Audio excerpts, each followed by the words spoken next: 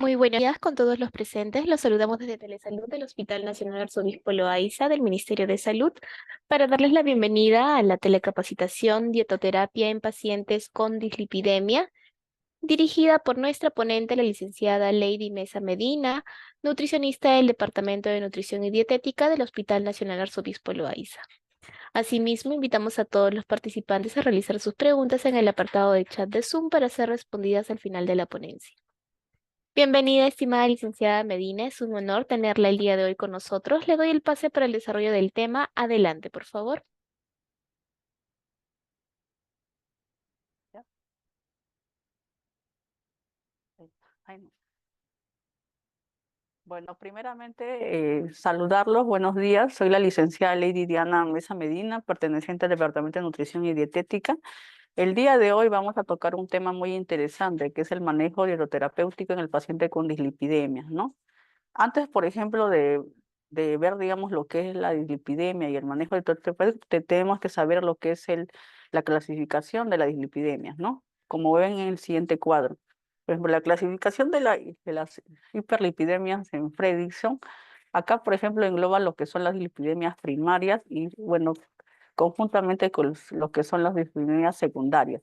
Las dislipidemias primarias, primeramente, son de causa genética o congénita, y lo que son las dislipidemias secundarias son, por ejemplo, causadas por los malos hábitos alimentarios, factores ambientales, entre otros factores, ¿no? Y es de por sí la causa más común que se atiende en consultorio externo en nutrición. La primera, por ejemplo, clasificación, como les comenté, las disciplinas primarias estas se dividen en diferentes fenotipos. Por ejemplo, con el fenotipo 1 es la hiperquilomicronemia familiar, fenotipo 1, en el cual, por ejemplo, en ese tipo de dislipidemia, el tipo los que se van a ver alterados son en los triglicéridos. En el caso del colesterol total, puede verse afectado, aumentado ligeramente, o también puede mantenerse dentro del nivel normal, y las lipoproteínas aumentadas, en este caso serían ser los kilomicrones, ¿no? En lo que es la aterogénesis no se observan en este tipo de lipidemia. eh, de manera, digamos, siguiendo a este tipo de clasificación, seguimos con el fenotipo 2A o porque la osteolemia familiar, en ese tipo de lipidemia se van a ver alterados el colesterol total, y las lipoproteínas aumentadas van a ser las lipoproteínas de baja densidad, ¿no?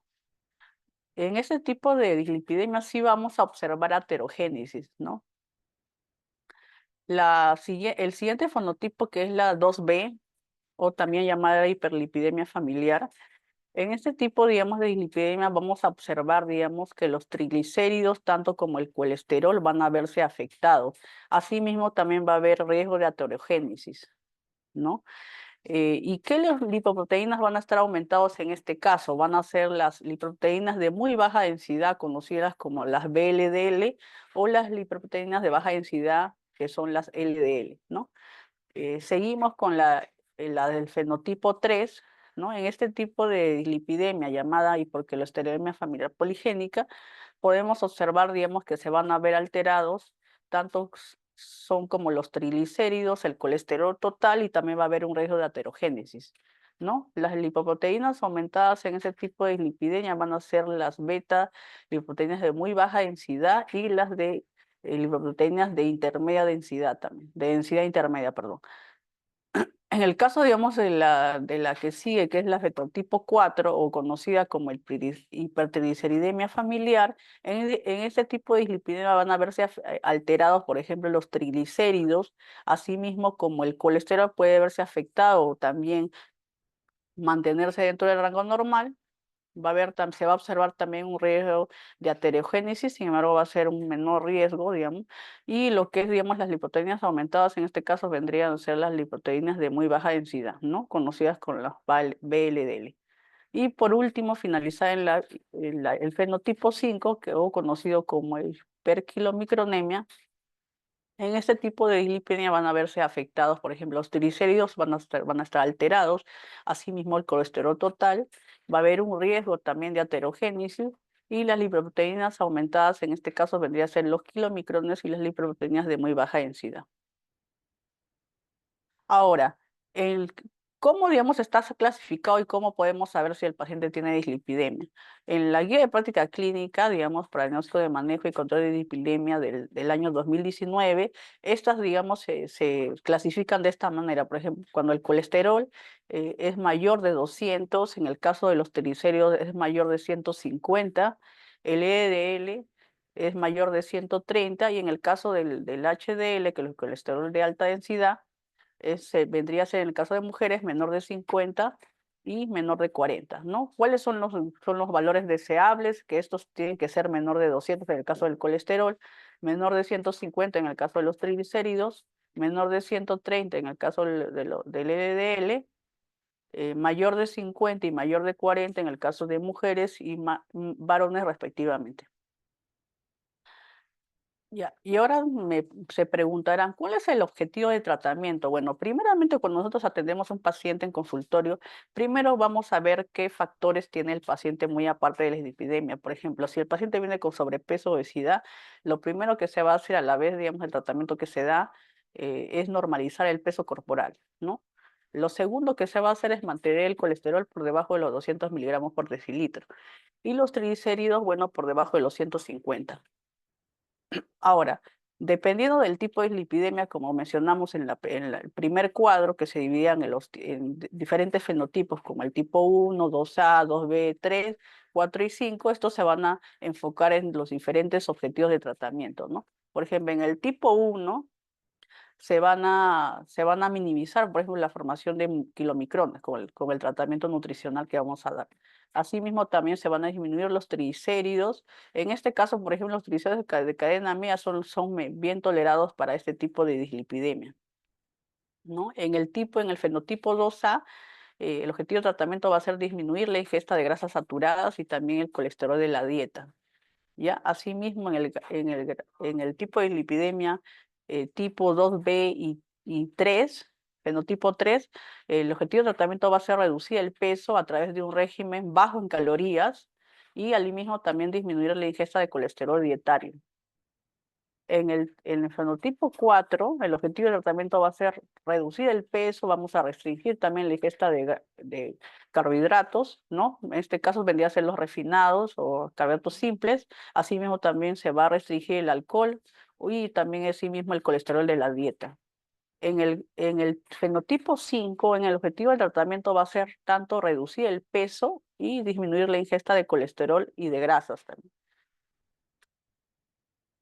Ahora, ¿cuáles son los pilares del tratamiento, digamos, para la dislipidemia? Uno, y es la base fundamental, la parte de la dietoterapia, ¿no? Después la modificación del estilo de vida y por último la farmacoterapia, ¿no? En la dietoterapia vamos a tener dos tipos de etapas, por ejemplo.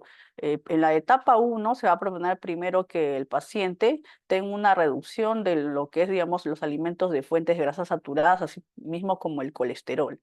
En algunos casos, digamos, cuando hay resistencia en el tratamiento, a veces no hay modificación de los valores bioquímicos, se va a ver conveniente, digamos, en ya un cambio radical en la dieta del paciente, ¿no? En lo que es la etapa 2, por ejemplo, en esta etapa se va a producir se va a proponer reducir las cantidades de grasa al mínimo dentro de una dieta nutricionalmente adecuada, ¿no? Y asimismo también se va a recomendar pasar esta etapa. Generalmente se pasa esta etapa cuando son pacientes con hipertrigliceridemia severa, ¿no? Que no hay, digamos, a veces resultados con el tratamiento farmacológico, ¿no? Y etc. ¿No? En lo que es modificación del estilo de vida también, por ejemplo, si el paciente tiene hábitos nocivos, se va a sugerir el abandono de hábitos nocivos, que deje de fumar, que deje de tomar alcohol, ¿no? El aumento también de la actividad física también es muy importante, por ejemplo, ejercicios aeróbicos como caminata, trote, bicicleta, lo que es natación, tiene que ser en forma regular, entre 3 a 5 veces por semana, ¿no? Y la duración también es muy importante, tiene que ser una duración mínimo de 30, asimismo máximo hasta 60 minutos, ¿no? Y esto conjuntamente con ejercicios también de resistencia también, en el cual se trabaja en diferentes partes del cuerpo, ¿no? Y último, bueno, lo que es la farmacoterapia, bueno, ya el tratamiento con lo que son las estatinas, ¿no? El grupo de estatinas. Ya, entonces, siguiendo, digamos, en lo que es, digamos, cómo se va a determinar las necesidades nutricionales. Lo que es la dietoterapia va a ser enfocado a reducir, digamos, lo que son las grasas saturadas, va a ser, digamos, también reducido en colesterol. Se debe también guardar una proporción entre grasas monoinsaturadas y grasas poliinsaturadas. Asimismo, la alimentación que uno brinda al paciente tiene que ser rica en fibra vegetal, tanto de tipo soluble también y insoluble, ¿no?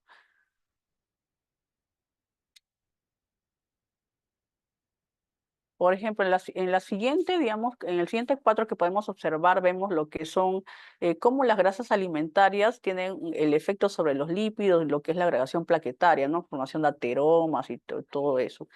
En este tipo, por ejemplo, de cuadro podemos observar, por ejemplo, que la grasa láctea o la manteca o crema de leche que en el cual, digamos, se encuentran los ácidos grasos prevalentes como el ácido mirístico y el palmítico, van a tener un efecto sobre las lipoproteínas plasmáticas de muy baja densidad y asimismo también de baja densidad, ¿no? Asimismo también van a producir efectos sobre la agregación plaquetaria. Por lo tanto, va a haber un mayor riesgo de formación de ateromas, ¿no? Placas, etcétera. Con respecto, digamos, a la grasa animal, tanto sea de carne de res, vacuno, cerdo, en este tipo de alimentos van a estar prevalentes lo que es el ácido palmítico y esteárico. En este tipo, por ejemplo, de alimentos, lo que va a haber un efecto sobre qué tipo de lipoproteínas plasmáticas va a haber un efecto, por ejemplo, igualmente sobre las lipoproteínas de muy baja densidad y las lipoproteínas de baja densidad. En lo que es el HDL no hay ninguna modificación y lo que es el efecto sobre la agregación plaquetaria también va a ser aumentada. Entonces va a haber un mayor riesgo también de formación de ateromas, etc. Con respecto, por ejemplo, a lo que es la manteca de cacao, el ácido prevalente, digamos que en ese tipo de alimentos es el ácido esteárico. En ese tipo de alimentos no va a haber, digamos, efectos sobre las lipoproteínas plasmáticas, tampoco en el HDL no va a haber ninguna modificación, sin embargo, sí produce un efecto sobre la agregación plaquetaria, ¿no? Los que son, por ejemplo, los ácidos grasos de pescado de agua fría, por ejemplo, como el conocido como el DHA o el EPA, estos, por ejemplo, más bien van a tener un efecto favorecedor sobre las lipoproteínas plasmáticas. Estos los que van a hacer es van a reducir las lipoproteínas de muy baja densidad y asimismo también van a favorecer van a disminuir, perdón, el efecto sobre la agregación plaquetaria, ¿no? En el, ca- por, se- Consecuentemente, digamos, siguiendo con el aceite de oliva, el ácido graso prevalente en ese tipo de alimento es el ácido leico. En ese tipo de alimentos lo que podemos ver es que va a tener un efecto sobre las lipoproteínas de baja plasmáticas, lipoproteínas, perdón, plasmáticas. En este caso, por ejemplo, la que se vería, digamos, favorecedora para este caso, que van a aumentar, va a ser el HDL, ¿no? Y asimismo también lo que es efecto sobre la agregación plaquetaria no va a haber ningún efecto. Ahora, los aceites de semilla, como el maíz, girasol, en el cual, por ejemplo, los ácidos grasos prevalentes van a ser el ácido linoleico, van a tener un efecto sobre las lipoproteínas plasmáticas, por ejemplo, como las proteínas de muy baja densidad, que van a producir una disminución en estas, así mismo como las HDL. Sin embargo, por ejemplo, las lipoproteínas de baja densidad, estos más bien van a tender a aumentar y el efecto de la agregación plaquetaria más bien va a tender a disminuir, ¿no? Y por último, digamos, los ácidos grasos trans, ¿no? Conocidos, por ejemplo, como el ácido elaidico, los ácidos trans, por su nombre, el efecto sobre las lipoproteínas plasmáticas, estas van a ser directamente sobre las LDL, ¿no? Y también va a haber una disminución en los HDL. Ya, entonces, hablando sobre las grasas saturadas y ácidos grasos monoinsaturados, ¿no? ¿Cómo van a actuar cómo van a actuar las grasas saturadas, por ejemplo? Las grasas saturadas actúan reduciendo el número de receptores celulares para LDL, ¿no? Por lo tanto, va a haber una mayor síntesis intracelular de colesterol, ¿no? ¿Cuáles son las fuentes de grasas saturadas, ¿no? ¿Cuáles son la grasa láctea, por ejemplo, el aceite de coco, el aceite de palma, el cacao, lo que es la carne de res, las carnes rojas, cordero, la carne de cerdo y la piel de pollo? Los ácidos grasos monoinsaturados más bien van a disminuir el colesterol LDL, pero eso sin reducir la fracción de HDL, o sea que se diría ser el colesterol bueno, ¿no? ¿Cuáles son las fuentes de estos alimentos? Las grasas monoinsaturadas se van a encontrar, digamos, en el aceite de oliva, el aceite de canola, así como también todos los que son aceites vegetales, aceite de soya, frutos secos, la palta, aceituna, lo que es la yema de huevo y la piel de pollo. ¿No? Siguiendo, digamos, con los ácidos grasos poliinsaturados y el colesterol. Ya, los ácidos grasos poliinsaturados, por ejemplo, conocido por ejemplo el omega 6, en este grupo se encuentra el ácido linoleico y el araquidónico. Estos van a estar presentes en la mayoría de semillas, lo que son granos, especialmente en los aceites vegetales, ¿no? Los omega 3, por ejemplo, conocidos, lo que les comenté anteriormente en las diapositivas anteriores, el EPA, el conocido como DHA, la fuente alimentaria de este grupo de alimentos es más que perdón, del omega 3 son procedentes de todo lo que son pescados y mariscos, ¿no? ¿Qué efecto van a tener sobre el organismo? Por ejemplo, van a disminuir la densidad plaquetaria, ¿no? Y lo que es la prolongación del tiempo de sangría. Asimismo, también van a tener un efecto favorecedor, ya que van a reducir el daño isquémico después después de un ataque cardíaco o un ACV, por ejemplo. En el caso también van a tener un descenso en la presión arterial, ¿no? Van a ayudar en la disminución de la presión arterial, perdón. Y asimismo también va a haber reducción del daño tisular en enfermedades autoinmunitarias. ¿Ya? Asimismo también, por ejemplo, ahora pasando al colesterol. ¿Cuál es el efecto del colesterol, por ejemplo, sobre el organismo? ¿No? La ingestión en exceso lo que va a hacer es va a inducir, digamos, al igual que las grasas saturadas, a lo que es la reducción en los receptores de LDL, ¿no? ¿No? Y por lo tanto, si hay hay una reducción en el número de receptores LDL, va a haber una mayor concentración de colesterol intracelular, ¿no? Y ahora, por ejemplo, acá podemos observar, por ejemplo, hay un cuadro en el cual podemos ver por alimento cuál es el que tiene mayor grado de colesterol. Por ejemplo, ahí vemos, por ejemplo, que los sesos, los que son de res, digamos, tienen un mayor aporte, digamos, de colesterol. Siguiendo la yema de huevo, asimismo el caviar con 440 miligramos, el huevo entero, con 410 miligramos, el hígado de cerdo con 360 miligramos, siguiendo con la mantequilla, el calamar y por último lo que son los langostinos, ¿no?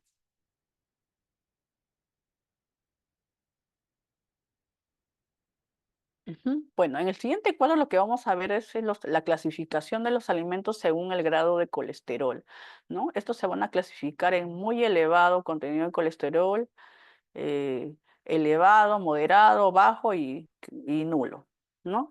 En el primer cuadro, por ejemplo, podemos ver, por ejemplo, en muy elevado es cuando es mayor de 200 miligramos, por ejemplo, el aporte. En ese tipo de, digamos, ¿qué alimentos son los que aportan, digamos, se encuentran dentro de este rango? Por ejemplo, las vísceras, lo que son los aceites, los embutidos, el huevo entero, lo que es la yema de huevo, perdón, la manteca y, por ejemplo, los quesos de alta maduración, ¿no? Conocidos como los quesos añejos o curados. Por ejemplo, un ejemplo de esto, por ejemplo, sería el queso parmesado, el Edam también. En el siguiente, digamos, los que son de elevado contenido en colesterol, ahí, por ejemplo, en ese tipo de clasificación podemos encontrar los alimentos, por ejemplo, como el queso de mediana maduración, conocido como el queso semicurado, o, por ejemplo, acá podemos ver al queso de la sierra, al queso paria también, o los quesos untables, los que son tipo crema, ¿no? Aquí también podemos observar también a los quesos de baja maduración. Por ejemplo, uno de ellos es el queso fresco, el requesón, la mozzarella, la ricota, ¿no? La manteca dietética, asimismo la crema de leche, los crustáceos, ¿no? Los de moderado, por ejemplo, contenido en colesterol que va de 50 a 99 miligramos. En este cuadro podemos ver, digamos, que se ubican los que son las carnes, las mayonesas, los moluscos, por ejemplo, las almejas, machas, los que son las ostras, sepias, calamares, pulpos, etcétera, ¿no? Los que es, por ejemplo, los alimentos que se ubican, que se clasifican en bajo contenido en colesterol, que vendría a ser menor de 50 miligramos, Aquí podemos, por ejemplo, ubicar a la leche descremada o semidescremada, los quesos untables, descremados, todos los productos descremados, quesos untables, semidescremados y galletas de agua. Y bueno, por último, los que tendrían nulo contenido de colesterol son todos los alimentos de origen vegetal y sus derivados, ¿no? Siempre y cuando, digamos, no tengan en lo que es en la elaboración nada de grasas animales. ¿Ya? Entonces, ¿cuáles serían los componentes de la alimentación? Bueno, sabemos que la alimentación tiene que ser una alimentación balanceada, ¿no? Con respecto, por ejemplo, a los carbohidratos, vendría a ser predominantemente tendrían que ser de polisacáridos complejos, ¿no? Todos los que son carbohidratos complejos que tengan aporte de fibra, debido a que el exceso, por ejemplo, de mono y disacáridos produce un aumento moderado de triglicéridos. Después, por ejemplo, en el caso de las proteínas deben ser de manera predominante de origen vegetal, sin dejar tampoco de lado las de origen animal, pero de preferencia utilizar, digamos, carnes magras, ¿no? Los de origen magro. Existen, por ejemplo, estudios científicos realizados, por ejemplo, con la proteína de soya, perdón, que digamos, van a demostrar un efecto hipercolesterolemiante debido al contenido de flavonas. Eso ya se ve en estudios científicos. Y lo que son, por ejemplo, vitaminas y minerales, se va a sugerir aumentar el consumo de alimentos ricos en vitamina C y E, ¿no? ¿Por qué motivo uno, digamos, digamos, sugerir el aumento de consumo en alimentos, digamos, ricos en vitamina C y E? Dirán. Pues previene, porque esto va a prevenir la oxidación del colesterol LDL, ¿no? Asimismo, también como el consumo adecuado de vitamina B6, B12 y ácido fólico. Y el tema del alcohol, como se mencionó hace diapositivas anteriores, que forma parte de uno de los hábitos nocivos, ¿por qué motivo se restringe? Porque esto se va a asociar al aumento de triglicéridos, ¿no? Y por lo tanto no es aconsejable el consumo, ¿no? Entonces, en conclusión, lo que es los componentes de la alimentación, estos tienen que ser, uno, reducido en azúcares simples, ¿no? Por ejemplo, ¿qué cantidad vendría a ser menor del 5% del valor calórico total? ¿No? Asimismo, también se debe evitar el consumo de jarabe de maíz, lo que es alto en fructuosa. La ingesta de fibra dietética también tiene que ser muy importante. Por ejemplo, en el caso de varones, mayor de 38 gramos y en el caso de mujeres, mayor de 25 gramos al día, ¿no? Lo que es la ingesta de omega 3, lo que es de origen marino, vendrían a ser de 2 a 4 gramos al día o del 1 a 2% de EPA más DHA del valor calórico total. Asimismo, también se deben evitar hábitos nocivos como lo que es evitar el alcoholismo, ¿no? Evitar lo que son las grasas trans, todos los alimentos que contengan grasas trans, ¿no? La dieta también tiene que ser rica en antioxidantes como antocianinas, ¿no? Por ejemplo, ¿cuáles son los alimentos que aportan, por ejemplo, las enseñanzas, todo lo que son frutos de color morado, rojo, ¿no? Como lo son los arándanos, las moras, las fresas, las cerezas, granadas, por ejemplo, o frutos secos. ¿No? Asimismo, también, como les mencionamos, la ingesta de colesterol tiene que ser menor de 200 miligramos al día. Esto lo vamos a lograr, digamos, de acuerdo al cuadro que presentamos hace unas diapositivas antes. Entonces, viendo, digamos, qué tipo de combinación se podría utilizar, ¿no? Escoger los alimentos que tengan menor aporte de colesterol, ¿no? Y cumpliendo la finalidad que, cum- perdón, cumpliendo la finalidad que consumamos, por lo menos que no pasemos de 200 miligramos al día. Lo que son las grasas saturadas, por ejemplo, serían reemplazadas por grasas monoinsaturadas y poliinsaturadas. Con respecto al ejercicio físico aeróbico, y también tiene que ser muy importante, como les mencioné, el tema del ejercicio físico no tiene que faltar en el régimen, digamos, tanto de dieta, también como el tema de promover el ejercicio físico, ¿no? El ejercicio físico tiene que ser aeróbico y a la vez también ejercicio de actividad, de fortalecimiento muscular, ¿no? Entonces, en el cual, digamos, se van a trabajar diferentes partes del cuerpo. Puede ser piernas, cadera, espalda, abdomen, pecho, hombros y brazos. Ujú. Entonces, para reducir la ingesta de grasas a menos del 30% de requerimiento energético total, ¿qué se debe hacer? Se van a reducir la ingesta de grasas saturadas a menos del 10% de la ingesta calórica total. ¿Y cómo se va a lograr eso? Evitando la manteca, por ejemplo, los alimentos, digamos, como la margarina, la leche entera, la crema de leche, los helados de crema, los quesos tipo crema, quesos de rallar, quesos grasos, carnes con alto contenido de graso, los embutidos, por ejemplo, los productos que contienen aceites vegetales hidrogenados, dejando de consumir el aceite de palma también o disminuir el consumo dentro de la semana, asimismo también el aceite de coco, el chocolate y la manteca de maní. ¿Ya? Asimismo también lo que se va a hacer también es incrementar el uso de ácidos grasos monoinsaturados, ¿no? ¿En qué cantidad? De 10 a 15% de la ingesta energética total. Y asimismo de ácidos grasos poliinsaturados, que vendría a ser de un 7 a 10% de la energía total. ¿Y cómo se va a lograr eso? Se preguntarán. Eligiendo y combinando, por ejemplo, los aceites vegetales, por ejemplo, aceite de oliva, aceite de canola, aceite de girasol, lo que es el aceite de maíz o de cártamo, de prímulo en lo que es ensaladas, ¿no? Por ejemplo, realizar también aderezos y salsas con palta, aceituna, frutos secos. Ahora, en el tema de la palta de aceituna, lo que es la frecuencia de consumo sí vendría solamente a ser una vez por semana, o sea, tampoco es que va a ser de manera diaria. Con respecto, digamos, se va también disminuir el consumo de alimentos con alto contenido en ácidos grasos trans, ¿no? Por ejemplo, como mencionamos, las margarinas, los aderezos comerciales, los que son, por ejemplo, las grasas totales o los que son parcialmente hidrogenadas, por ejemplo, todos los que son productos de confitería, galletas, amasados, ¿no? Y asimismo también tenemos que incrementar el consumo de pescados de mar, ¿no? O sea, todo lo que son consumir pescados de carne oscura, por ejemplo, para poder lograr, digamos, cubrir nuestras necesidades de omega 3, ¿no? ¿Dónde los podemos encontrar? El salmón, caballa, atún, anchoa, arenque, sardina, entre otros, ¿no? ¿No? Entonces, una de las metas también van a ser también reducir el colesterol dietario. ¿Cómo vamos a reducir el colesterol dietario? ¿No? Restringiendo el consumo de vísceras, por ejemplo. Mencionamos en el cuadro, digamos, de hace unas diapositivas anteriores, digamos, que las vísceras contenían colesterol, ¿no? Por ejemplo, los que son el seso, hígado, riñón, molleja, corazón. Entonces, tenemos que disminuir el consumo de vísceras. Asimismo, también lo que es la yema de huevo, crustáceos, por ejemplo, crustáceos como la langosta, el camarón, langostino, cangrejo, ¿no? Ahora, también lo que vamos a aumentar también el consumo de fibra dietética y polisacáridos complejos, ¿no?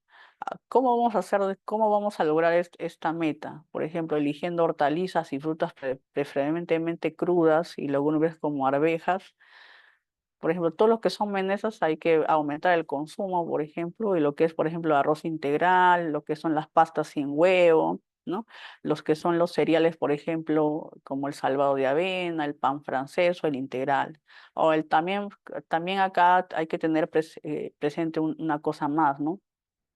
Cada dieta del paciente es de manera individual, entonces cada paciente se trabaja de manera diferente, ¿no? O sea, no va a ser lo mismo tener un paciente que tenga dislipidemia y tenga un peso normal, un IMC normal, que tener un paciente que tenga sobrepeso y obesidad, ¿no?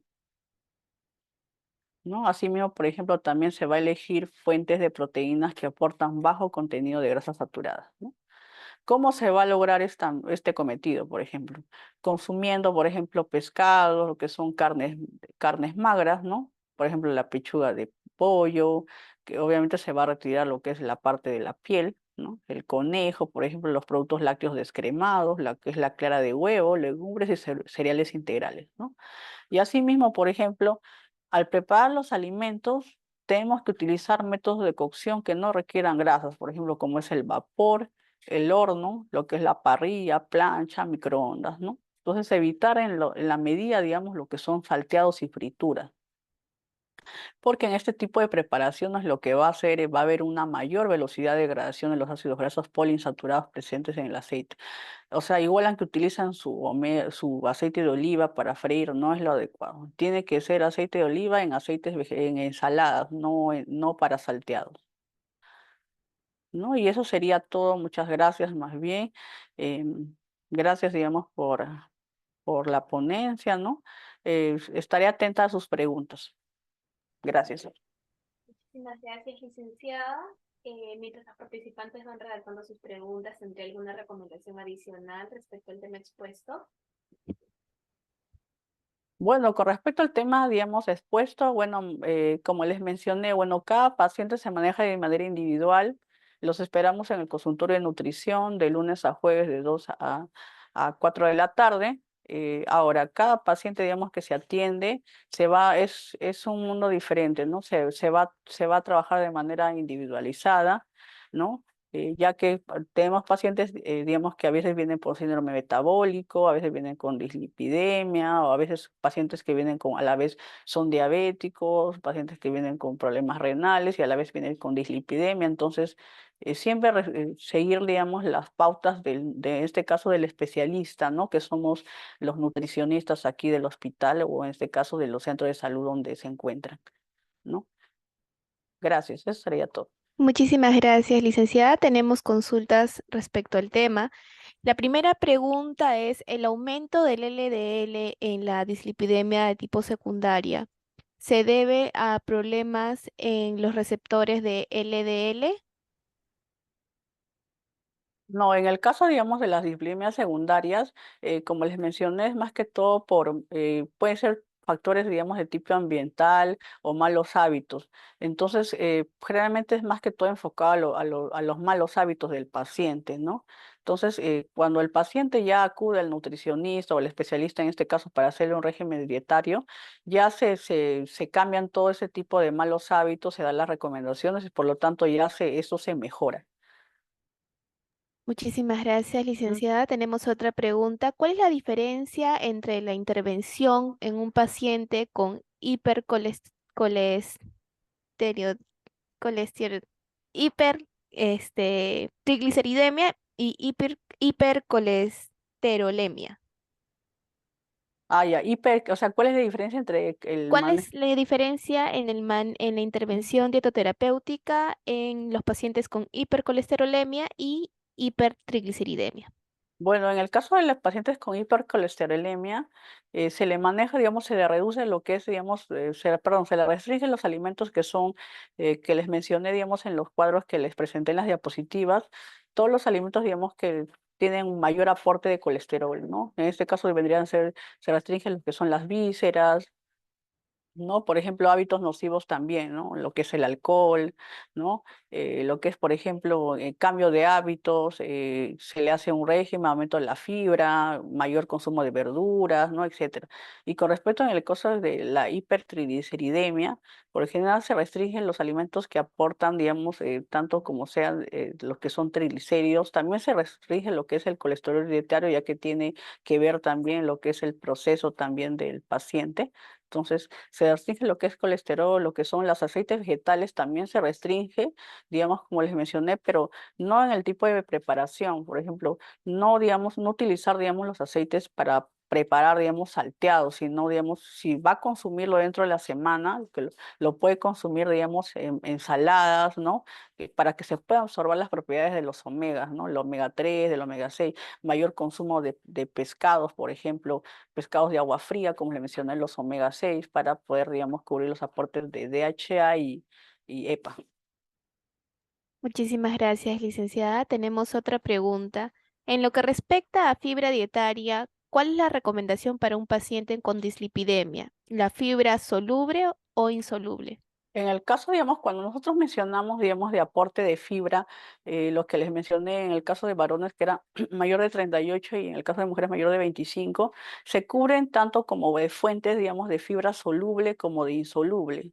¿No? Tengan en cuenta que las fuentes de fibra insoluble son lo que solo son granos integrales y en el caso de fibra soluble son alimentos, digamos, que tienen, digamos, por ejemplo, como lo que son, digamos, puede ser de frutas, o verduras, ¿no? Asimismo también como alimentos, alimentos como el arroz o féculas de maíz, ¿no? Que tengan también fibra, ¿no? Entonces, lo que se busca, digamos, es cubrir el aporte de los dos, o sea, no solamente un tipo de fibra, sino en conjunto. Muchísimas gracias, licenciada. Y como última pregunta, tenemos, ¿cuál es la particularidad en una paciente posmenopáusica, o bueno, que se encuentra en la menopausia, en lo que respecta al tratamiento de la dislipidemia? Disculpe, ¿me podía repetir la pregunta? No, no la escuché muy bien. ¿Cuál es la diferencia en la intervención dietoterapéutica de una paciente posmenopáusica? ¿Cuál sería la diferencia de una paciente, digamos, posmenopáusica? Se refiere. Exactamente. ¿Cuál es Ajá. la particularidad? En el caso, digamos, de la paciente, bueno, posmenopáusica, bueno, de por sí, digamos, la paciente posmenopáusica, por el mismo proceso, digamos, de la menopausia, digamos, ustedes saben, digamos, que el tipo de pacientes, digamos, ¿no? Puede haber, digamos, puede haber otros factores, digamos, que estén, digamos, influyendo, ¿no? La misma menopausia trae, digamos, cambio en los mismos hábitos o, digamos, que la paciente, digamos, esté a veces sedentaria, deje de hacer ejercicios, ¿no? Que no esté tan activa, digamos, como cuando es una paciente joven. Entonces, eso va digamos, tener, digamos, efectos sobre, digamos, el mismo, digamos, estilo de vida del paciente, ¿no? El paciente puede venir con sobrepeso o obesidad, muy aparte, digamos, de la dislipidemia con la que viene, ¿no? Entonces, pues, lo que es el manejo del paciente va a ser enfocado, digamos, a brindarle un régimen de dieta personalizada, ¿no? En el cual, digamos, lo que vamos a hacer es reducir lo que son todos los que son alimentos, digamos, que aporten, digamos, todos los que le comenté, el colesterol dietario, ¿no? También asimismo, también aumentar el consumo de verduras, ¿no? Darles, por ejemplo, un régimen hipocalórico que sea baja en calorías, prefiriendo lo que son los carbohidratos complejos y evitando lo que son los carbohidratos simples, y un manejo del peso, no solamente el tema de lipidemia, sino también sería más enfocado y personalizado, ya que se tendría que ver otros, digamos, factores o, digamos, problemas que la paciente tendría que tuviera, ¿no? Muchísimas gracias, licenciada Mesa. Hemos finalizado con la ronda de preguntas. Agradecemos a todos los participantes que se han conectado el día de hoy y los invitamos a suscribirse a nuestro canal de YouTube. Nos pueden encontrar como Hospital Nacional Arzobispo Loaiza. Ahí podrán ver nuevamente las telecapacitaciones y tele-IS. Asimismo, los invitamos a escribirnos en los comentarios otros temas de interés que les gustaría que se llevaran a cabo próximamente. Y con nosotros sería hasta una próxima telecapacitación. Ha sido un honor tenerle el día de hoy con nosotros. Esperamos contar nuevamente con usted en una próxima oportunidad, licenciada. Muchísimas gracias. Gracias, buen día.